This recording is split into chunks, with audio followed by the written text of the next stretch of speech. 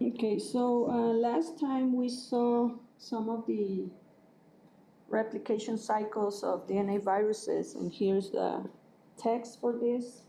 Uh, Again, DNA viruses replicate in the nucleus because that's where you have the sorry, oh, the text is coming.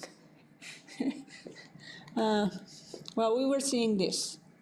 So DNA viruses replicate in the nucleus because that's where you have DNA polymerase enzyme.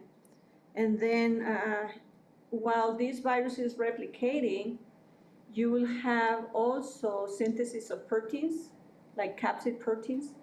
And then the capsids, they have to be imported into the nucleus so that they can surround the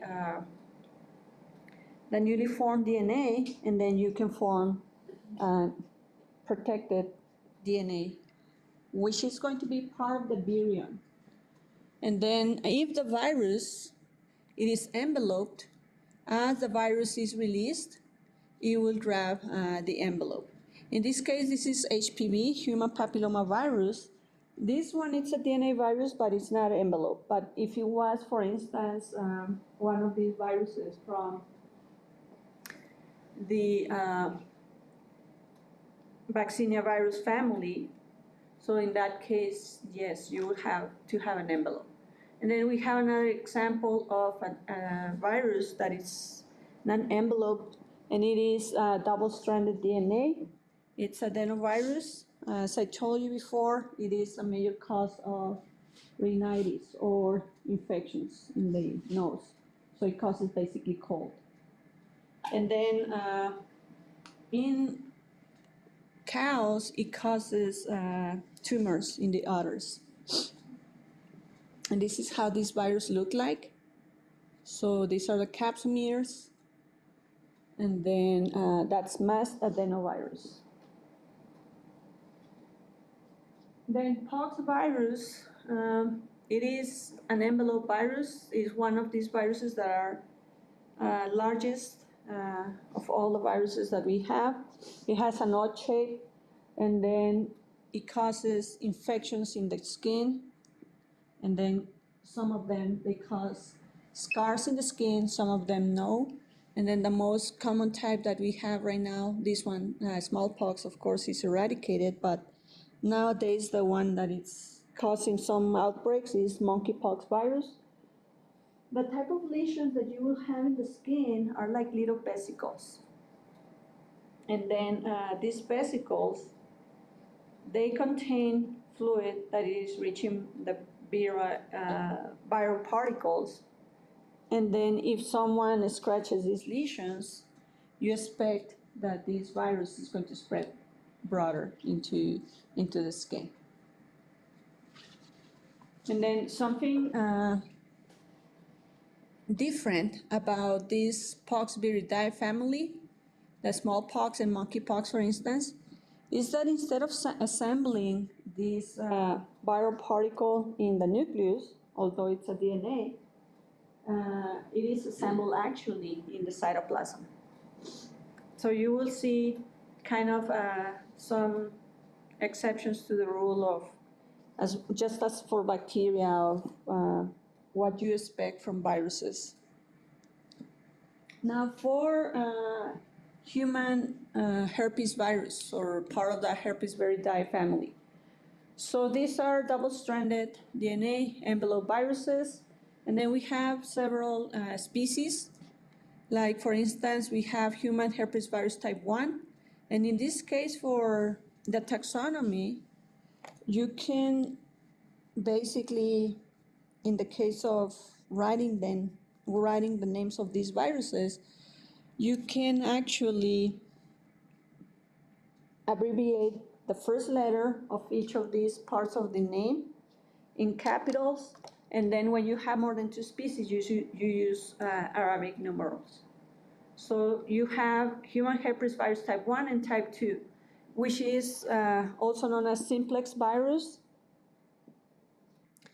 Typically, human herpes virus type 1 infects the area where our lips meet, which is the commissure of the lips. And type 2, it infects the genital area. However, as you can understand, and I mean, in the past, we believed that there was exclusiveness in where they can infect based on the presence of a specific receptor. However, they started to find out that actually herpes virus also can infect the commissure of the lips, and also human herpes virus can infect the genital area. And of course, you can understand that this is related to sexual practices. And then we have varicella-virus, which is human herpes virus type 3, that causes chickenpox. This type of virus, it is prevented by vaccination, and it also causes pustules in the skin, just like if it was, for instance, a smallpox. But the pustules, instead of having, like, for instance, in a smallpox lesion, instead of having pus inside, besides the viral particles, this one only has the viral particles. So the liquid that you see inside these pustules is crystal clear. And then something characteristic, because there are other viruses that causes pustules or little vesicles in the skin, it is that this one actually, when the child, usually it's a child, present with this viral infection, it will have pustules in the palms, the soles, and also in the scalp. That's very characteristic, and that's the only virus that causes that. So if you see a child with pustules in the skin, and also in the skin of the body, and also in the palms, and then the scalp and the sole, that's chickenpox. Now, lymphocryptovirus, or human herpes virus type 4, causes infectious mononucleosis. That's a highly transmissible disease. It is transmitted through kissing. Cytomegalovirus, human herpes virus type 5. This one, it's a virus that causes infection in soft organs like the liver, and then can be transmitted by receiving contaminated blood in a blood transfusion with cytomegalovirus, for instance. And then we have human herpes viruses type 6 and 7, roseolavirus, that causes infections in the skin. And roseola is an exanthem, enanthem, so basically causes little raised lesions in the skin, but they don't have this fluid, like in the case of chickenpox. And then it causes kind of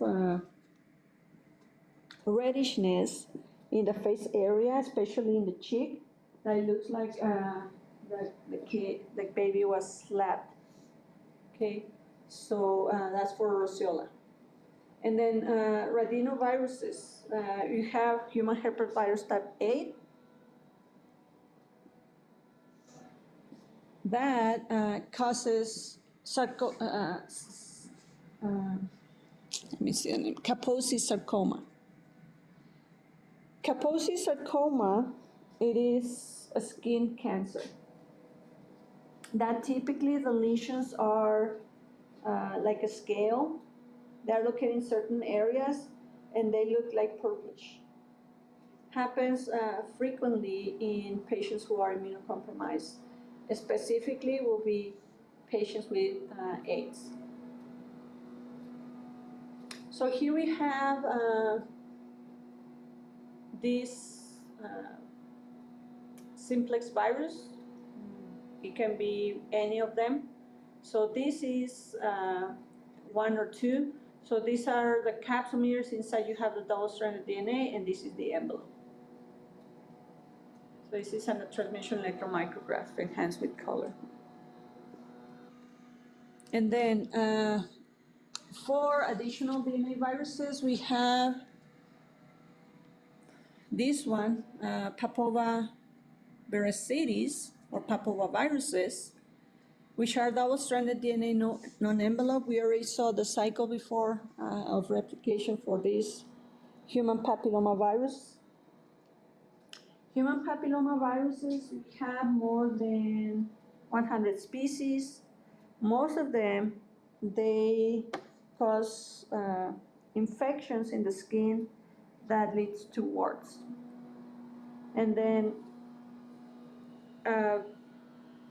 we have certain species like 16, 32, 18 that can cause cervical cancer in females. And also they cause anal cancer and laryngeal cancer. So the reason for why these viruses causes cancer is because they can inactivate a tumor suppressor gene, which is p53. And then you can have replication of the cells on these areas. It is preventable through vaccination, and then it is well known that monogamy and reduction of sexual partners through the sexual life of a person reduces the chances of having not only HPV infections, but all kinds of sexual transmitted diseases. So for more viruses, DNA viruses, we have from the Hepatna-Viridae family.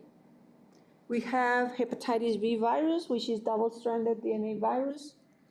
It has a reverse transcriptase enzyme that helps them to make DNA from RNA. And then this virus, it is acquired through contaminated blood transfusions, intravenous injection of drugs with contaminated needles, of course, also through sexual intercourse. So for this virus, we have vaccination, and typically when someone goes and works for healthcare, they have to get vaccination for this, against this virus.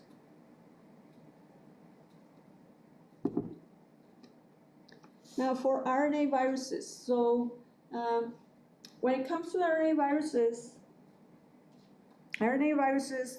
can itself serve as a template to form messenger RNA if it's a positive strand and if it's single-stranded RNA. So because it will be translated directly. That in some cases leads to early translation of proteins, depending on what proteins will be. Some of them can be functional, some of them can be an enzyme, some of them can be structural. And then you can have as well single-stranded RNA viruses, but they are negative sense. And remember, positive sense is when your nucleic acid runs from 5' to 3', negative when it does the other way, 3' to 5'. When it comes to this single-stranded RNA, it first has to be transcribed to positive strand. That helps you to, and that helps you to make proteins. And then after that, you can make your genome. And then for double-stranded RNA viruses, they carry their own RNA-dependent DNA polymerase, and then they start making copies of the proteins and copies of the nucleic acid. And at some point, that's kind of, I guess, an advantage because they can replicate faster than the ones that are plus or negative strand in single-stranded DNA. So here we have an example of a positive strand, which is picornavirus. So picornavirus reaches the plasma membrane of the host cell. It enters and then uncoats, and then it releases the viral RNA and the viral proteins. And then out of this viral RNA, it's going to make more genome, and then it's going to make some proteins that are going to be the capsid proteins. And then after that, you will have the maturation in which all these capsid proteins are going to start enclosing this newly formed RNA, and then you will have it ready for being released. So that's for a positive strand, picornavirus, like the one that causes polio. And then we have this single-stranded RNA negative strand, in which you have, of course, attachment and then uncoating.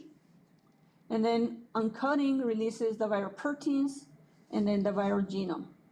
In this case, from your negative strand, you have to make a plus strand first, and then you start forming your capsids. And then these additional negative strands will be transcribed from messenger RNA, and then you will make more proteins, and then you will form as well your genome, and then you will assemble it and then release.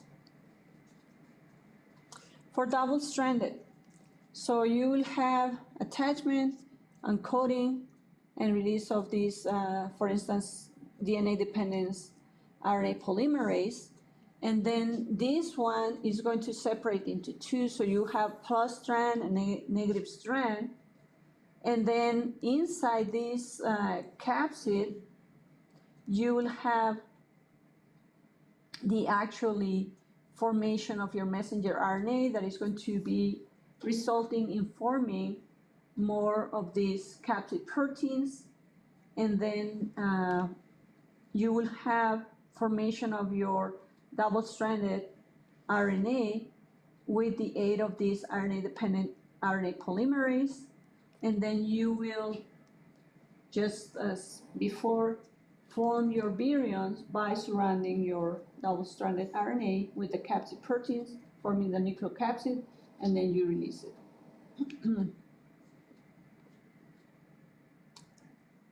So here are some examples of RNA viruses. So we have coronavirus that includes SARS-CoV coronavirus type 2, which we were familiar with, that causes COVID-19 disease. And then typically when these viruses causes infections, they spread really easily, they cause pandemics, and then the pandemic usually is followed by a number that tells you when the pandemic started. In this case was 2019. And then there are other species that most of them, they cause mild respiratory infections. This is single-stranded RNA, and it has a positive strand, just like the first replication of the RNA viruses that we saw with picornavirus. It replicated the same way. And the assembly involves using the endoplasmic reticulum and the Golgi apparatus from the host cell. And this virus is called coronavirus because it has, out of this capsid, protrusion of spikes that looks like if it was a crown. Corona stands for crown.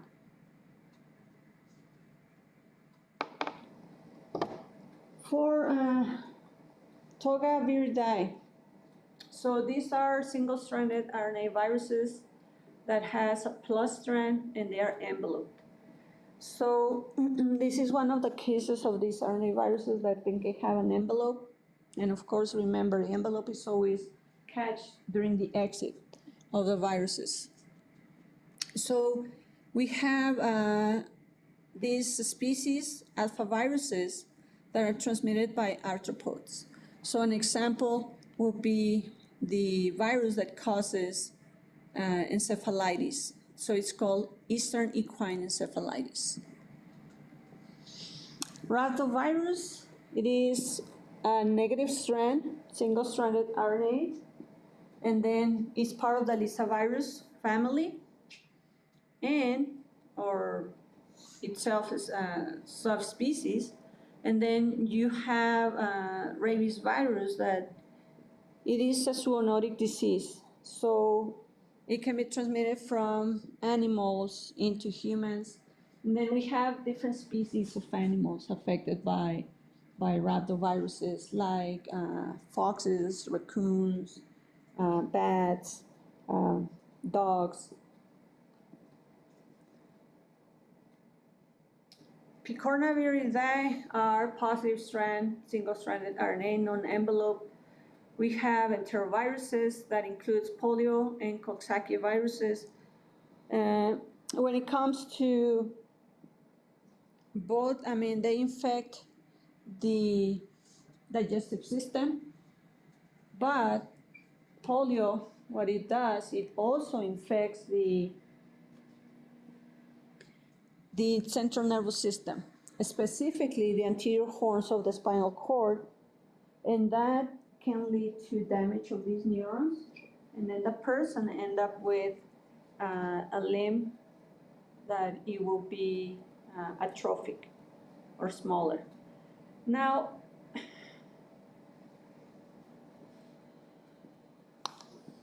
I guess nowadays the newer cases that we have had from polio are not as severe as in the past, but in the past people had to live in basically what they call iron lungs because their respiratory muscles were affected and they had to put in a what is called hyperbaric chamber to allow them to breathe. In This is one of the viruses that also is highly contagious. We have two types of vaccination. We have Salk vaccine, which is basically dead viral particles that are injected, that it is very effective. It is used in Europe and here in the United States, but most of the world uses live attenuated vaccine, which is called Savin. And that one is more effective than the dead version of the virus. And it is actually one, at least the Savin, it is one of these vaccines that it's very cheap to manufacture. And it's kind of easily distributed and then applied to children because you just give a couple of drops in the mouth to the child and then the child develop immunity. Oh, and by the way, speaking about vaccination, of course, when it comes to live attenuated vaccines, they shouldn't be given to someone who's immunocompromised. Only like the particle type, like the hepatitis B or Salk in this case, because it's dead viral particles. Anyway, so imagine if you're going to tell a kid, well, I'm going to give you a vaccination, and then you show a needle and you show like little drops. Even that liquid looks kind of purple. Which one do you think is going to prefer? So it is easily distributed, and the childs, of course, children, they will love that. But unfortunately, politics, like always, guys, it's the truth, has played so much a role for the lack of eradication of this disease. I guess the closest that we have been to eradicate this disease was in early 2000s. But the numbers right now are increasing, and this is just because, the vaccination is not distributed properly, especially in countries that are developing. So, and I don't think, I think with the smallpox virus, it is very good that we reach eradication, but I don't think any other infectious disease is going to be eradicated in the near future. And then for rhinovirus, well, rhinovirus, just like adenoviruses, causes diseases of the respiratory system, like common cold. And then we have hepatitis A virus, which it is also preventable through vaccination. Now, Viroids, these are double-stranded RNA viruses, non-envelope, and then we have reovirus itself, which is called this way because it's called respiratory enteric orphan. So this respiratory virus, it also causes infections in the intestines. So it can cause diarrhea and respiratory diseases. And then rotavirus, it is this virus that causes mild respiratory infection also, and also gastroenteritis. It is usually acquired in nursing care for children or schools is very common. And then in very little children or babies can cause severe dehydration and death. Now, any of these infections that are transmitted by fecal oral route, like hepatitis A, rotavirus, Coxsackie, enteroviruses, of course, when you follow high hygiene, like you wash your hands frequently, chances of transmission are very low. And now for single-stranded RNA that produces DNA, these will be viruses that has an enzyme that's called reverse transcriptase that produces a copy of DNA out of RNA. So this is reverse of what we know, that DNA is always transcribed to RNA. And like in the family of the lentiviruses, HIV, for instance, is one of these viruses that produces a copy of DNA out of the RNA using its own reverse transcriptase. And then when this virus integrates into the host cell DNA, it forms a provirus. It's just like if it was a prophage. And then with that, it causes chronic infections, and then it protects itself from being destroyed by the immune system of the host and the antiviral drugs. And then we have oncoviruses as well, which are retroviruses. So here's the replication cycle for retroviruses: attachment, and then encoding and release of the RNA, and then the DNA, reverse transcriptase enzyme, and then you use this reverse transcriptase enzyme to make a copy of double-stranded RNA that is going to form a provirus. So here you have a hybrid of the DNA of the host with the DNA virus of the virus. And then when the time comes, if this virus wants to make copies, it will replicate its genome, and then it will undergo like the lytic cycle. So HIV itself, what it does very early, it is that it seeds itself into the host, what is called reticuloendothelial system. So basically it goes and infects clusters of lymphocytes all over the body, and including goes and infect tissue in the brain.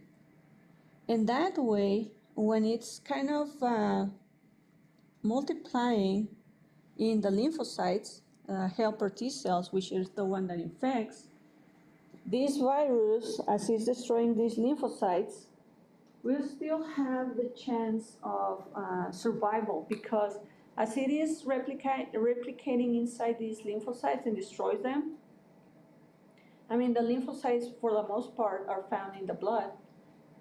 And then when the virus bursts these cells, the viral particles are going to be exposed to the other immune system cells and then can be attacked. But when they are sitting in places where it's hard to find, then that's an advantage for the virus. So here we have families that, of viruses that affect humans. So we have pretty much all of the ones that we already saw. So mass adenovirus causes respiratory infections in humans. Then for this, HPV causes anal cancer. This is kind of a summary. We already saw this. Cervical cancer, warts. And then for orthopox virus or vaccinia. So we have smallpox that causes variola, which is the one that we have eradicated. We have another virus that is called molluscum contagiosum. This one causes an infection in the skin as well that looks like warts, but they have a little dimple in the middle that is very easily to recognize. And then for this family of the herpes viruses, well, we have chickenpox, shingles in adults, infectious mononucleosis, and then there is another infection, but it's not prevalent in here, that is called Burkitt's lymphoma, that infects tissue in the facial area that makes the person to have deformities in one of the sides of the face. And then for parvoviruses, we have parvovirus 19, B19, that causes Fifth disease and anemia in immunocompromised patients. So that one we didn't saw. And then for these ones will be double-stranded RNA, rotavirus, and then Coxsackie. So we have these ones that causes mild respiratory infections, and then Colorado tick fever, that it is transmitted by the bite of an arthropod. And then all of these single-stranded RNA. Enteroviruses, we have echovirus that causes hand, foot, mouth disease. And then we have more than 100 rhinoviruses that causes common cold. And then out of these single-stranded RNA, we have hepatitis E. This hepatitis E, it is a virus that is transmitted through fecal oral route, and we don't have vaccination for that. And then for these coronaviruses, we have alpha and beta coronaviruses, we have COVID-19, SARS, and then MERS. So basically it's respiratory distress syndrome. In this case for MERS is Middle Eastern or Middle East. And then for alpha viruses, we have Eastern equine encephalitis or EEE, Western equine encephalitis, WEE. So these are transmitted through bites of arthropods. And then we have rubella virus that it is causing respiratory infections. And this one, rubella, can cause in males orchitis or inflammation of the testicles. And then for hepatitis C, just like as hepatitis B, is transmitted the same way through sexual intercourse transmission, also through parenteral route, basically contaminated blood, needles, etc. Now, hepatitis C, it is this type of infection that we don't have vaccination for it. And also, once the person has it, if it doesn't have early treatment, it's going to have chronicity, and the virus can cause severe damage in the liver, and the person can have cancer.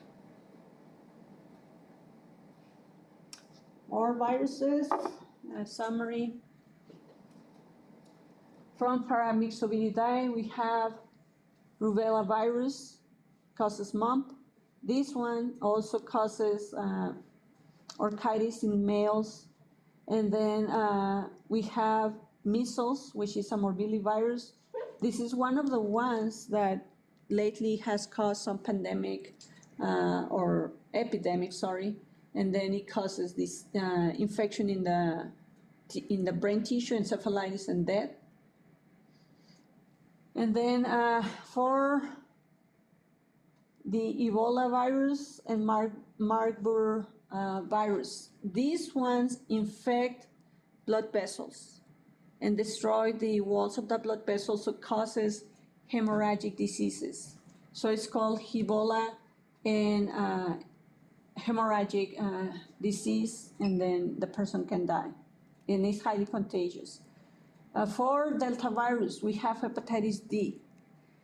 Hepatitis D, it's an RNA virus that requires the code of hepatitis B to be protected. So someone came in contact with hepatitis D virus, but if the person is not primarily infected with hepatitis B, he won't get infected with hepatitis D. So this is for defective, stands for defective. And then for influenza viruses, so these are RNA viruses that are protected by an envelope, and then they have segments. And these segments can reassort, causing genetic shift. And then when these viruses combine with a species of viral species from other animals, you can have genetic drift. And then through this recombination, you have more aggressive strains that causes pandemics.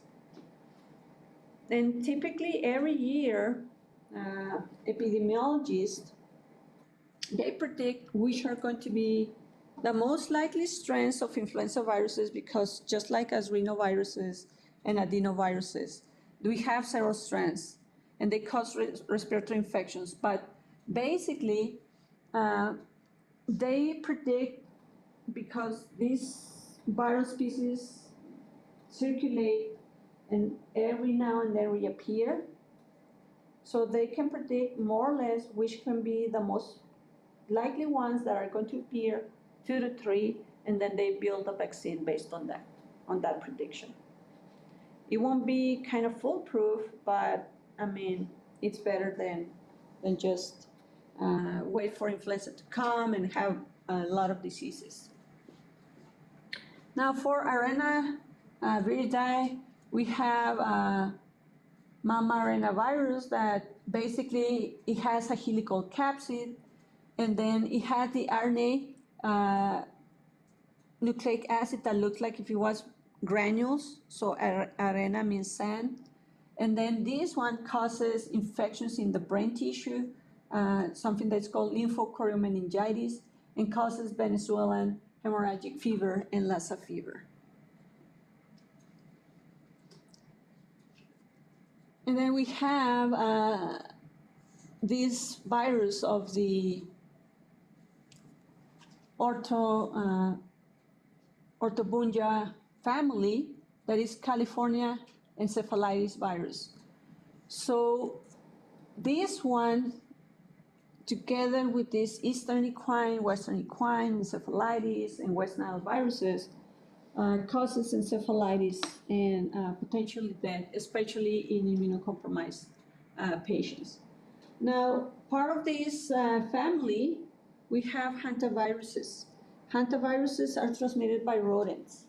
Rodents can have this hantavirus, and then when they are in grocery stores, they can pee and poo in the top of the cans, and then someone can open a can of soda without cleaning the top of the can, and then the person can ingest this hantavirus, and this hantavirus is going to create a severe infection in the lungs, and then the person can die as well. So now for oncoviruses. Oncoviruses causes leukemia and tumors in animals. And then for double-stranded DNA that uses reverse transcriptase, we have hepatitis B that causes hepatitis.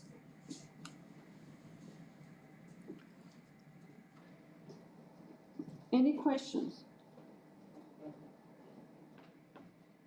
I have many viruses. So now we're going to see the association between viral infections and cancer. So we're going to see what are oncogenes, what is a transformed cell, and then we're going to see specific viruses that you already kind of know because I told you that causes cancer. So, out of the cancers in humans that are produced by an infection, viruses are the #1 cause of human cancer caused by infections. The only bacteria that causes cancer, it is Helicobacter pylori, that, as far as I'm concerned. Now, viruses, they cause cancer after someone has chronic infection with a virus. And then this cancer can be out of connective tissue, in which you call sarcoma. And some of them, they infect glands. And in this case, it would be called adenocarcinoma. And then the glands that has this cancer will have this multiplication of cells in the epithelial cells. So cancers derived from a glandular epithelial tissue will be adenocarcinoma. Sarcoma will be a cancer of connective tissue. Now, proto-oncogenes are genes that encode proteins involved in stimulating normal cell growth. And we all have these proto-oncogenes. So a disadvantage of these proto-oncogenes is that if they are mutated, they can produce cancer because you will have more than what is normal growth. So then that proto-oncogene can become an oncogene. So an oncogene, it's a gene that can transform cells into cancerous cells.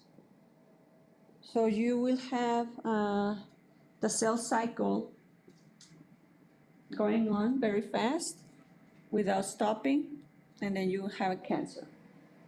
So then some of these viruses, when they insert their DNA into the DNA of the host, can activate these proto-oncogenes so that they can become oncogenes and your cells will be transformed. A transformed cell is just like I explained the other time, is a cell that don't stop growing after it contact the nearby cells.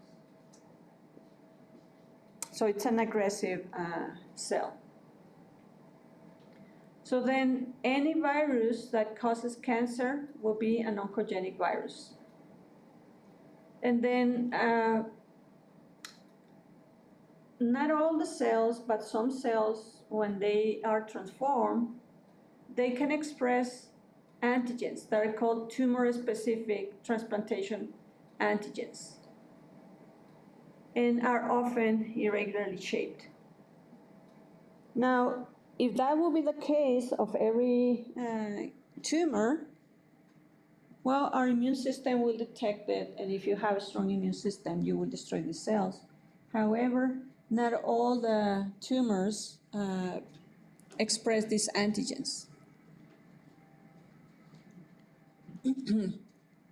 So here we have examples of oncogenic viruses.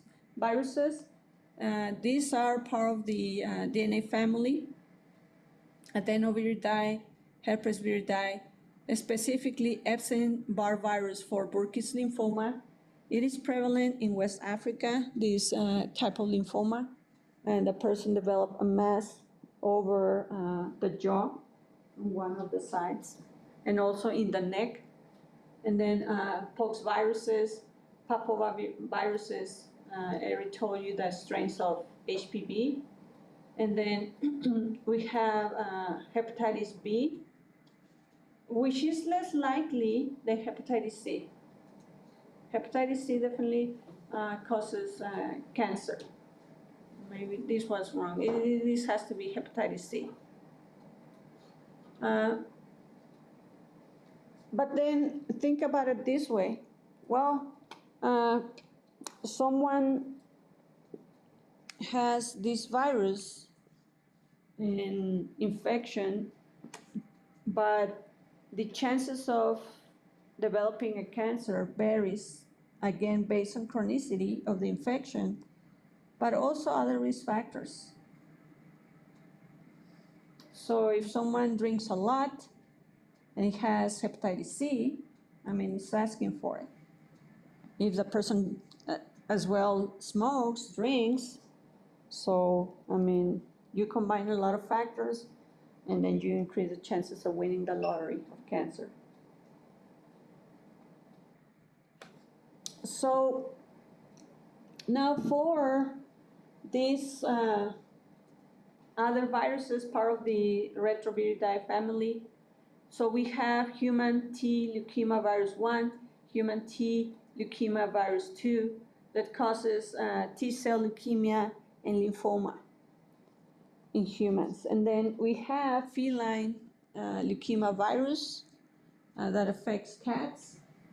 And then you have vaccination available for this type of virus.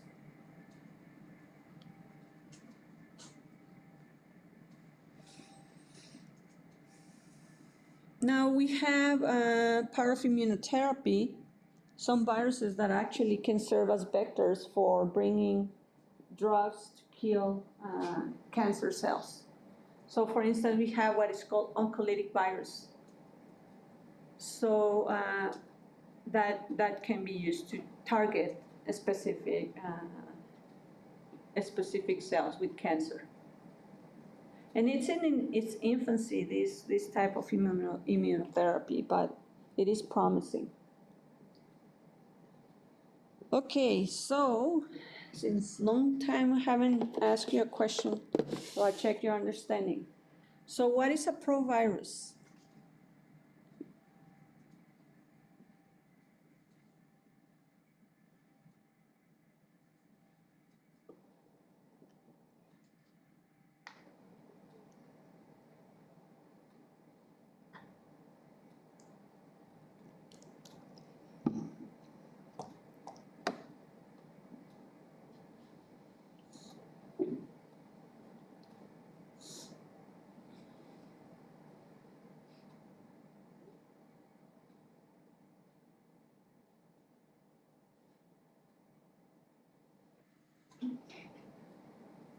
Good idea.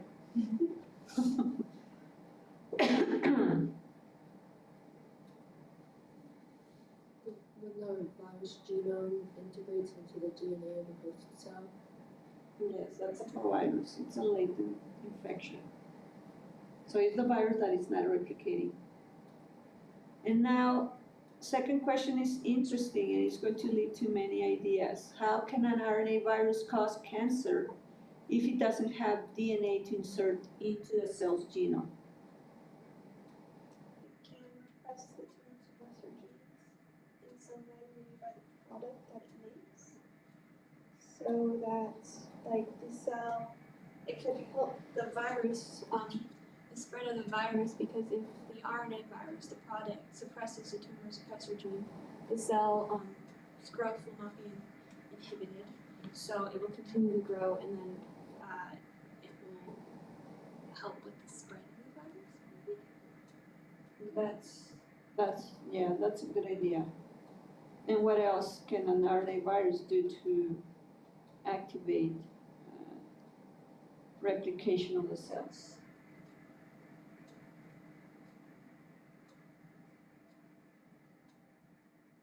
So it can inactivate tumor suppressor genes, but does an RNA virus can convert into DNA? Yes. Glycogenesis. So through this reverse transcriptase, it can form a DNA copy and then integrate into a part of the cell where you have pro-oncogene, and you form an oncogene, and then you have oncogenesis.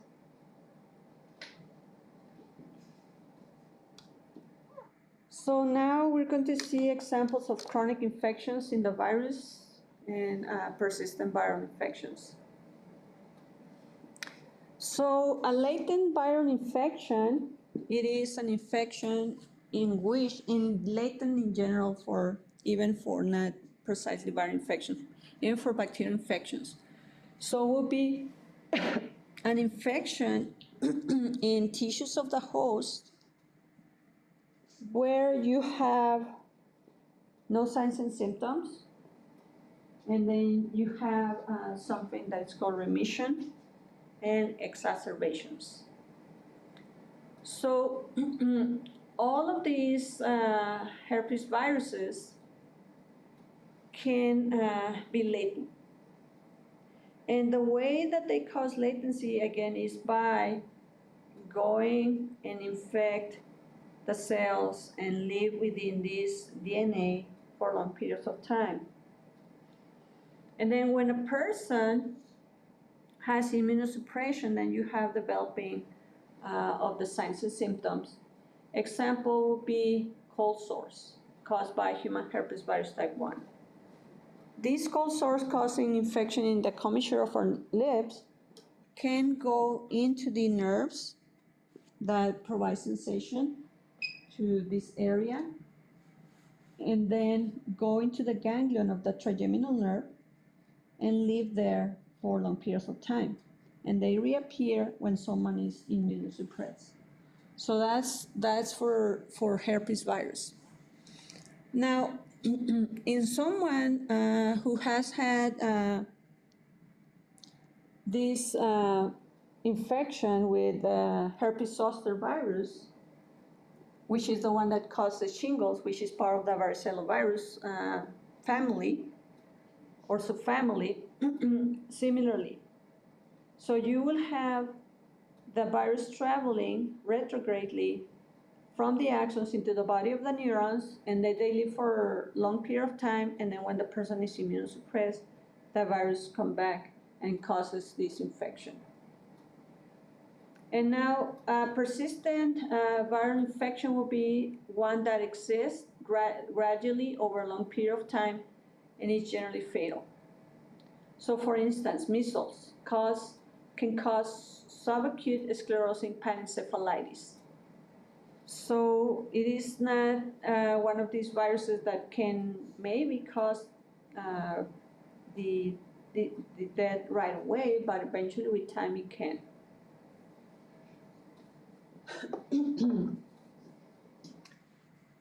So here we have a graph showing you the number of virions from 0 up to high numbers, and then the time in days, months, and years.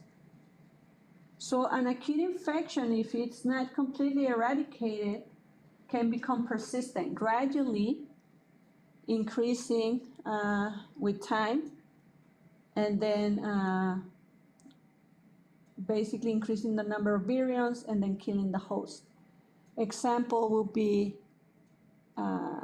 AIDS, HIV infection. Latent infection starts as acute, then it disappears during a period of months to years, doesn't appear, and suddenly reappear.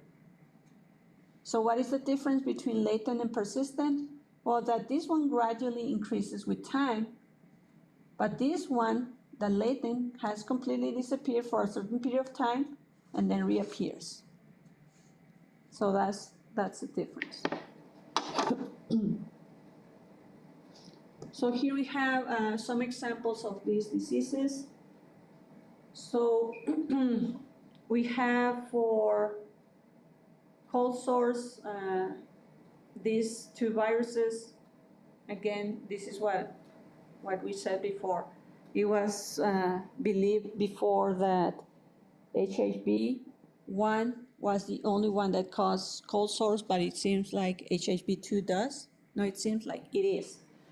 So both of them they can have latency for cold sores. Leukemia, caused by human T leukemia virus 1 and 2, and then shingles for herpes virus, varicella virus, and then hepatitis B for liver cancer. C. Measles, subacute sclerosing panencephalitis, similar to rubella virus that can cause progressive encephalitis. Echoviruses can cause mental deterioration associated with HIV. So is shingles a persistent or latent infection? The latent infection. Yes.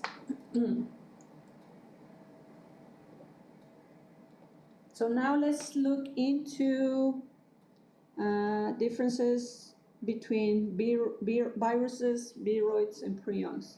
And then we're going to see infections of plant cells. So just like for many infections in our body, plants also can develop infections by the entering of a microorganism or a pathogen through a wound. Now, just as the vector-transmitted diseases that we have by mosquito bites, tick bites, bites of lice, etc., we also can have in plants introduction of viruses by insects. So typically plant cells, they have an impermeable cell wall which protects them, but again, if they have a weak point that can be a result of damage of handling the crops or parasites that they can be around, then that's the Achilles tendon of the plant viruses. And then the viruses can infect the plants, and then it can lead to economical loss for the farmers. Now, so for viroids, these are short circular pieces of RNA that can cause infections. They don't have a capsid. They can cause infection in plants. For example, we have a viroid that causes something that's called potato spindle tuber disease. And then we have something that are called virusoids, that are viroids enclosed in a protein coat, and they also can cause disease in plants, but the plant, they have to be co-infected with a virus. So it's just like hepatitis B, how it only infects a human that has previously had hepatitis B. So here we have the initial form of this virus as it's replicating, the potato spindle tuber viroid, and then how it forms this circular shape at the end. So here we have a table showing you some plant viruses and their mode of transmission. So we have Padnavirus that causes infections in cacao plants. It is having this icosahedral shape. It's part of the Callimoviridae family, double-stranded DNA, non-enveloped. It is transmitted through aphids. And then we have some single-stranded RNA plus strand that are non-enveloped, like Orthotospos virus, tomato spotted virus, wilt. So it is transmitted by insects, thrips. And then we have Tobamovirus, which is basically one that infects these tobacco plants. Single-stranded RNA plus strand, non-enveloped. It enters through wounds, and it has this helical shape, as you can see. It looks like a spring. Rhabdovirus, as well, it is one of these pathogens for plants. So not only infects animal cells, but also plant cells. So we have this enveloped, so that make it look like a bullet, and then it has this helical shape, single-stranded RNA inside.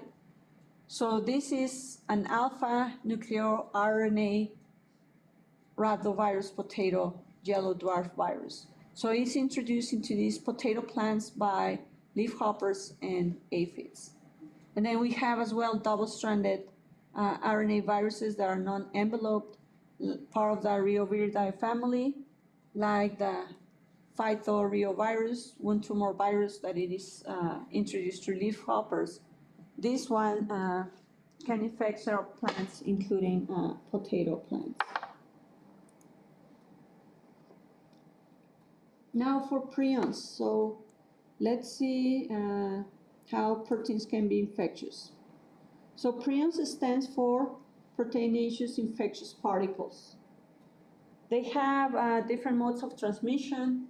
It can be through ingestion of meat with of animals contaminated with these prions, through transplant of organs, surgeries with contaminated instruments, and then it can cause encephalitis with different names, this encephalitis, which they have the common pathology of creating pores or holes in the brain tissue, so that the brain in people who has this disease looks like a sponge. And that can be seen in post-mortem samples. So we have names for these diseases like mad cow disease, and it was called like that. It was discovered in the early 1990s because the cows were all aggressive. And then we have this one based on the names of the people who discovers it, like, or describes it. Creutzfeldt-Jakob disease, CJD, Gerstmann-Strasser-Schenker syndrome, Macaulay-Schenker group. Anytime and they sing a song, those were metal bands. And they will play that song for you. And then we have fatal familial insomnia and chip scraping. So not only cattle can be infected, but also sheep, and also, of course, humans. And incredibly enough, it can be inherited too. So, how the infection happens? In our neurons in our brain, we have the surface of the neuron that has normally these proteins that are called PRPC, which are prion proteins, but are normal. So we have all PRPC. And then when someone gets in contact with these proteinaceous infectious agents, these PRPCs bind into, these prions binds into these PRPCs, these receptors, and then these receptors changes its shape. So then instead of being called PRPC, you call them PRPSC, SC for scrapie. So this protein basically changes its shape, its morphology. And then you internalize this little by little, these PRPSCs, and then you make more of them until you have plaque, which basically it is sometimes precipitated proteins, and that lead to cell death, which is going to lead to the gap in the brain. So there is conversion then of these PRPCs into PRPSCs, which is a misfolded PRPC. I have an animation.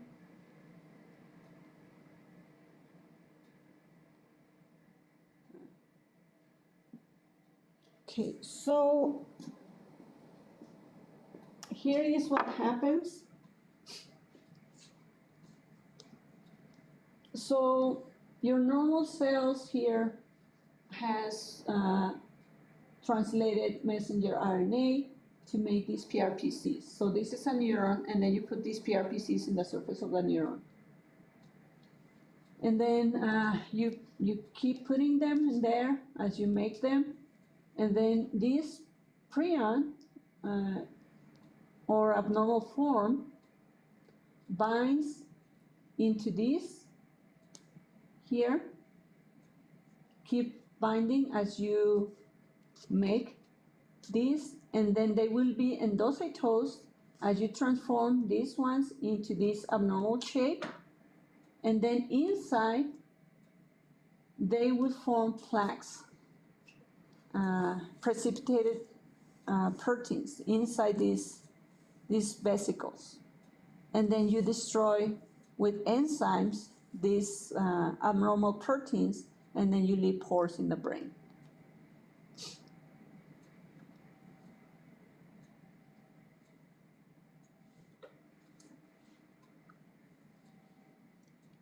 Okay, so contrast viroids and prions. Viroids are just short pieces of naked RNA, and prions are abnormally folded proteins. Mm-hmm. And what diseases that viroids causes?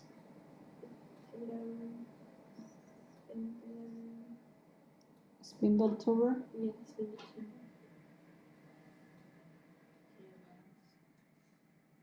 And then for prions? Mad cow. Mm-hmm. And then how do plant viruses enter into the host cells?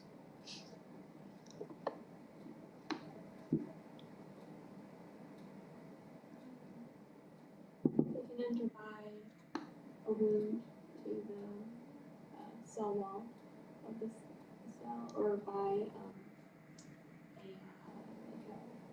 invertebrate host. Insects? Mm-hmm. So I think that's all for